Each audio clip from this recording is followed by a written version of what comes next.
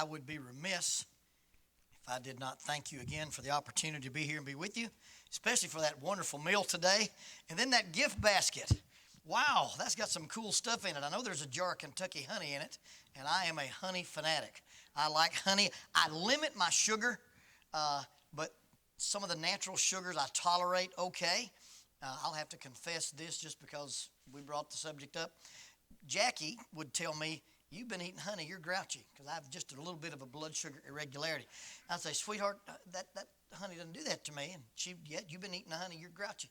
So I bought me some sugar-free honey.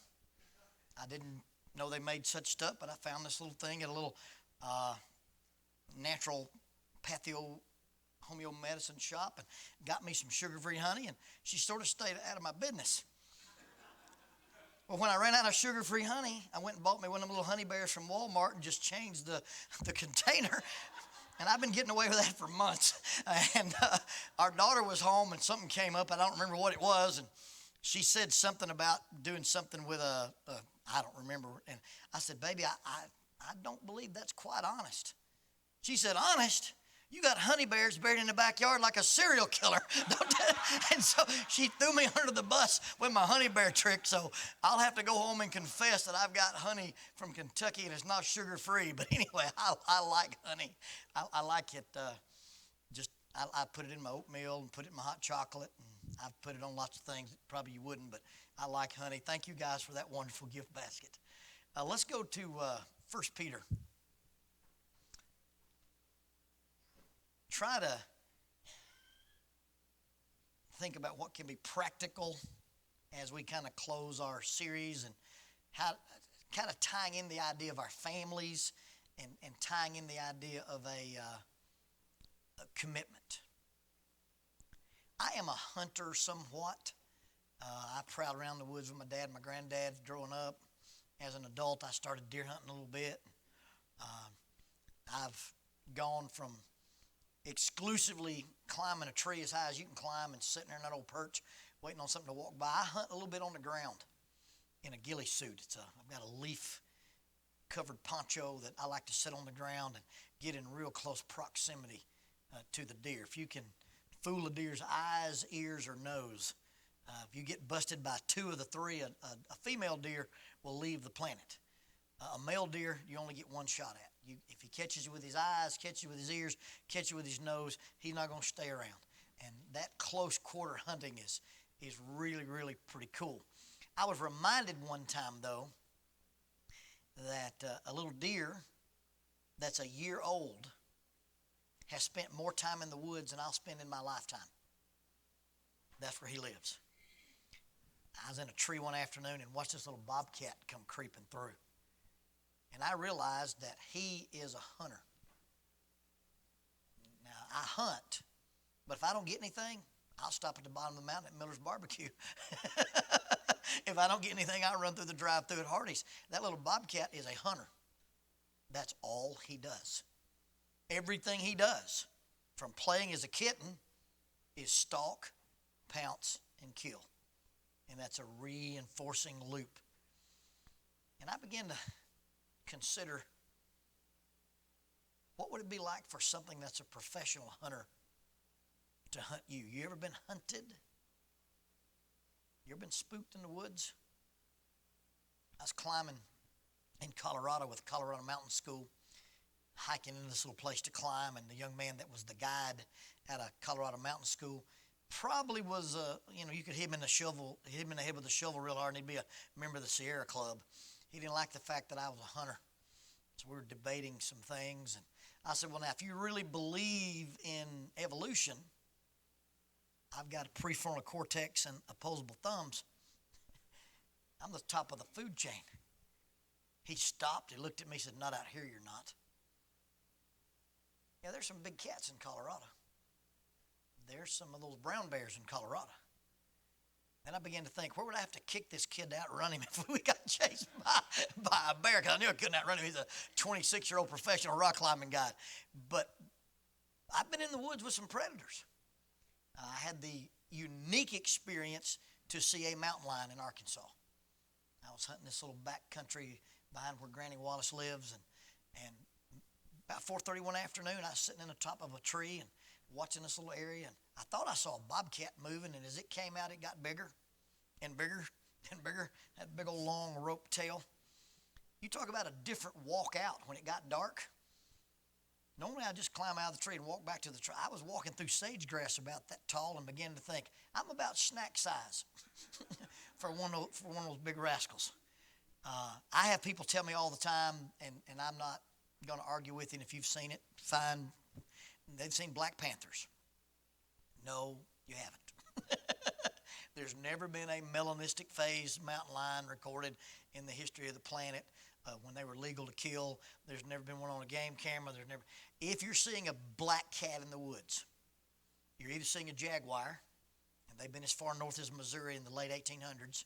There's one in Texas now called El Jefe that they see all the time on the Texas border. They do have a melanistic phase. They do get black. But now, if you've been in the woods with a jaguar, that's a large cat. Your lion, your tiger, your jaguar, and your leopards roar. Mountain lions, bobcats, they scream. That's what makes them small cats versus big cats. A jaguar is an apex 220-pound predator. I would think if we had them here, more people would be attacked by them than are not. So I'm not saying you haven't seen one, but I'm dubious. If you've seen one, it wasn't a cougar. You could be seeing a jaguarundi.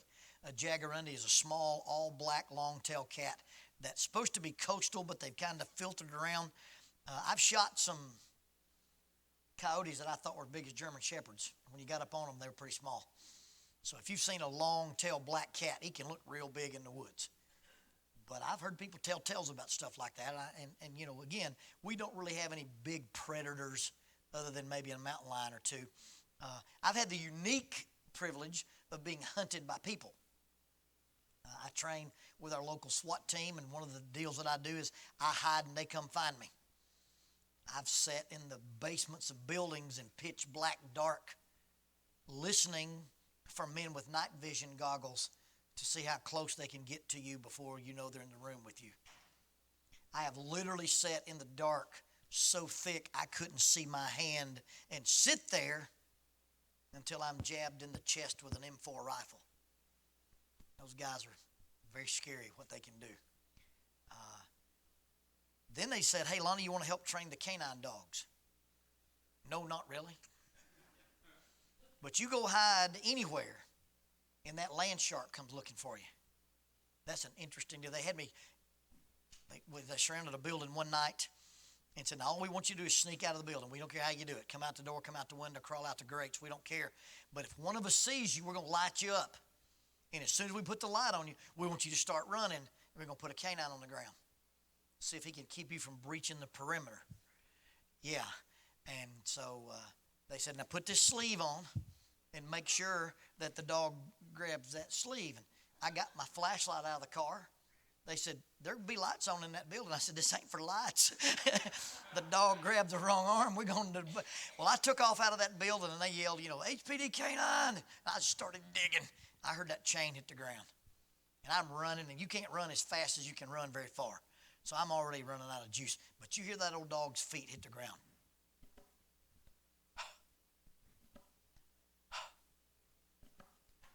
And then out of the blue, he hits you. And he hit me on the arm and spun in a circle, knocked me down, and was pulling my arm, keeping me off balance. When I quit struggling, he'd back up and lay down. His handler got there. Good job, Lonnie. I stand up, he stands up. I laid back down, he laid back down. Listen, and it was a game. This dog meant me no harm.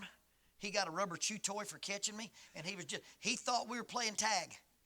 He was not vicious. You think about, they use German Malinois. A 110-pound dog decides, I'm going to catch you. There's nothing you can do about it. And when he decides I'm going to catch you and hurt you, there's very little you can do about it. And I've been chased by them and, taking hits off of them and understanding it's a game with them. They're really not, they're not predators. 1 Peter chapter 5, verse 5. Verse 8, I'm sorry. Be sober. Be vigilant, because your adversary, the devil, walks about like a roaring lion, seeking whom he may devour. Now that's a predator. That's a spiritual predator, and it is malevolent. This is something that exists that wants your ruination. And I think about how inadequate I would be in a confrontation against a 110-pound dog or a 220-pound jaguar or a 800-pound grizzly bear. I don't have claws. I don't have canine incisors. I'm not covered in enough protective fur. I don't have antlers. Wow. How inadequate would you be against an animal? A deer, my bow is a 70-pound bow, shoot a carbon arrow 300 feet a second. A deer can dodge an arrow. Google it sometimes. A deer jumping the string. My bow shoots 300 feet a second. And inside of 40 yards, if I make noise or the deer catches me and I turn that arrow loose, he can lay down under it and pop back up. A lion and a mountain lion come from the factory with the reflexes to catch a deer. Wouldn't stand a chance. Unbelievable. A spiritual predator wanting to find and devour the weak ones. It's what we're up against. And we talk about family and we talk about commitment. How do we protect our spouses, our children, our grandchildren, the young people in our church, our neighbors from this thing? He walks about as a roaring lion. Vietnam era fighter pilot created the concept of the OODA loop. OODA stands for observe, orient, decide, and act. When a lion roars, he throws his prey out of the OODA loop. You get that fight or flight response, and it's often freeze. We drop a flash grenade in a room or a flash bang, or you're going to breach the front door, you break the back window. It throws people out of their OODA loop. When that lion roars, you freeze, and he's on you. Be sober. Be vigilant.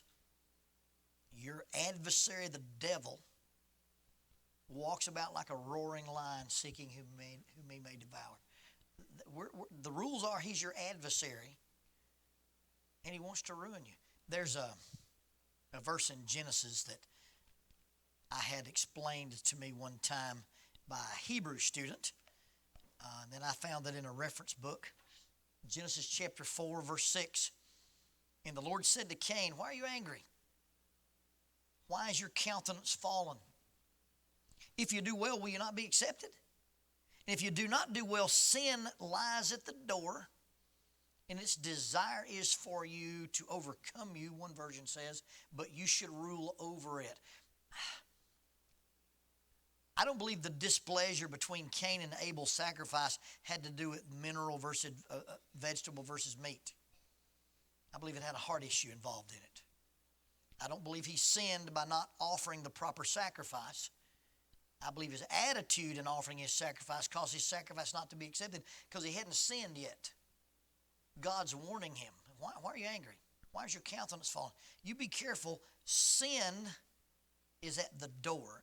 And what was explained to me is this is the same word as a Babylonian threshold demon. And the threshold demon stood outside your house at the threshold and crouched. And if you violated the threshold, it was you belonged to it. There's a spiritual entity known as the devil that is looking for an opportunity to end your existence with God. I don't know how I can explain that to you in any better terms to make it frightening. The idea that its desire is for you, that's the same word when God tells Eve, your desire will be for your husband, by the way. That's not a sexual desire. He says, after you've sinned in the garden and after you abdicated your position as the caretaker, and you let Eve do this, you let Eve lead you, and you let Eve take the blame, so from now on, Eve's seed is going to desire to rule over you. And you're going to have to balance that out, ladies. You're going to have to balance that out, gentlemen. It's easier for us to abdicate our responsibility and let the women be in charge because we don't want that. We didn't want it from the very beginning. You know, what is Adam doing letting Eve talk to the snake? What is Adam doing letting Eve violate this rule? When God comes to the garden, Eve sinned. Eve's the first person to eat the fruit, but when God comes to the garden, he doesn't talk to Eve, he talks to Adam. Why? It was his job. He violated what his job was supposed to be, and it's been our curse to be in charge ever since. But we've got to balance that. Its desire is to be in charge. Sin's desire is to be in charge of us. Sin's desire is to take dominion over us. And so I ask, knowing that this force is, and it wants me, and my wife, and my daughter, and those precious grandkids. How do you protect your family from that? How do we protect each other from that? As an elder in a church, how do you watch out for the people who assemble with you? Oh, man, that is frightening. We went hiking yesterday in the gorge. I was with 5 or 6 teenagers and some ladies. I knew I was going to be in a state park. I knew I wasn't allowed to carry a pistol. I've got a Croatian Special Forces fighting knife I wear horizontally under my body armor. I put it under that little black sweater I had on. I didn't know what I was going to do with it, but at least I wasn't going to be barehanded if somebody messed with those children. Because partially for the day, those children are under my protection. How do we protect people? How do we protect our kids, our spouses, our grandkids? Luke chapter 22, verse 31. And the Lord said, Simon, Simon, indeed Satan has asked for you that he may sift you as wheat. Wow. This is a pretty serious warning. Peter had a nickname. They called Peter Petros. It means little rock. Sometimes they called him Cephas. Jesus is talking to him, and Jesus wants his attention. He calls him Simon. Calls him his Hebrew name, what his mama named him. He getting his attention. My wife calls me Jonesy. My nickname is Lonzo. They call me that at Harding. And she never called me Lonzo. She never called me Lonnie. She called me Jones or Jonesy. She calls me Jonesy so much the grandkids call me Jonesy, which is pretty cool, by the way. That little girl asks Jonesy for anything. She gets it. But if she ever sticks her teeth together and moves her lips without opening her mouth, says, Lonnie Jones, I'm in the doghouse. It involves she found the buried honey bears in the backyard. All right? That's what Jesus has said. He not Peter, not Cephas, but Simon. Hey, Simon, listen to me. Satan has desired to have you. Greek word there is plural. All of you. He wants every one of my followers. He's desired to have you that he may sift you as wheat. Now, I don't know how this conversation takes place. I don't know if an angelic messenger comes and says, hey, we've heard on the spiritual grapevine that Satan is saying, if Jesus wasn't standing there between me and those apostles, I'd show you what they were made of. Or if Satan confronts Jesus in person and says, why don't you've chosen some guys? Step aside. Take that veil of protection. Let me show you what they would do to stand up against me. He's desired to sift you as wheat. Walk through a wheat field and pull the tops of those little grains off and rub them in your hands. Get that paper off of them and then go, whew, and the paper blows away and the stuff that you have there, you eat those little kernels. That's the imagery. He said, I've got information that Satan says if we'll get out of the way, he'll get a hold of you and he'll grind you up in his hands. And he'll make short work of you. Satan has desired to have you. They may sift you as wheat. What do you do to protect somebody from that? You know, we talked a little bit on Saturday about Jesus' ability to have been popular, Jesus' ability to have been rich, Jesus' ability to be a military leader. If you're Jesus and you know that this malevolent spiritual entity has said, hey, I want your boy right there, and I'm going to show you what he's made of. What was at Jesus' disposal to protect those men? It's interesting to me that Jesus has told a storm to lie down, the dead to get up, and the demons to get out, and they all listen to him. And now you've got this force that says, hey, if you weren't standing between me and those boys, those humans, I'd grind them up like wheat. And Jesus is warning Peter about, what does the Son of God do to protect these weak humans? Simon, Simon, Satan has asked to have you that he may sift you as wheat. But I have prayed for you. You understand that with everything at the disposal of the Son of God to protect these mortals, what he chose to do was pray.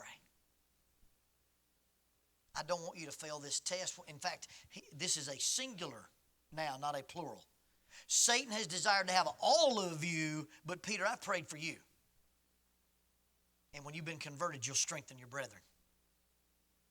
Of all the things available to us to protect and help and secure and prevent this malevolent spiritual predator from getting our spouses and our kids and our church members and our neighbors, the most powerful tool that Jesus chose to use was Jesus said, you know what, Peter, of all the things I can do, this is the thing I have done. I'll pray for you. Please do not minimize the power of prayer. And I've got to be careful here. But I'll stand in a different church 2 or 3 times a month somewhere. And inadvertently or without fail, some gentlemen and even the children do it. They pray a prayer at a service. And sometimes during that service, somebody will mention my name.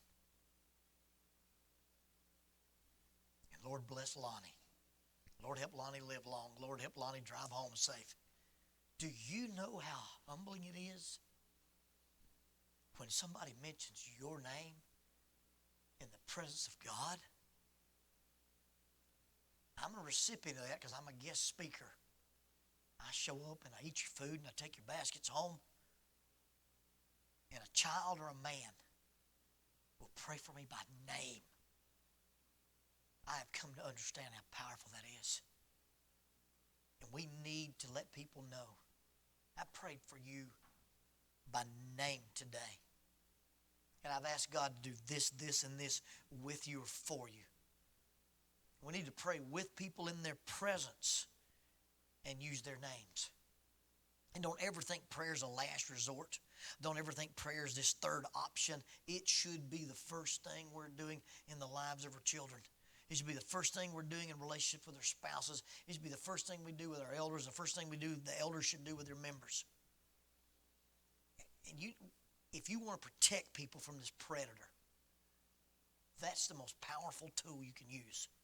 Jesus had a personal conversation with Satan. He said, I want Peter. And if you'll get out of the way, I'll grind him up and blow him away. And Jesus said, but I prayed for you. Wow. And if we want to really change how we protect our children and our families and our friends and our neighbors, we need to use that weapon, that power of prayer. If you've got a published church directory, make a commitment. I'm going to walk through that thing. And I'm going to go through, and sometime during this year, I'm going to pray for every name in this book. I'm going to pray for every name on that board. I've got a Bible. It's a contemporary English version a guy in Mississippi gave me. And it's not a version I used to preach out of. It's not a version I read a lot of. And so I started writing in the back of it the names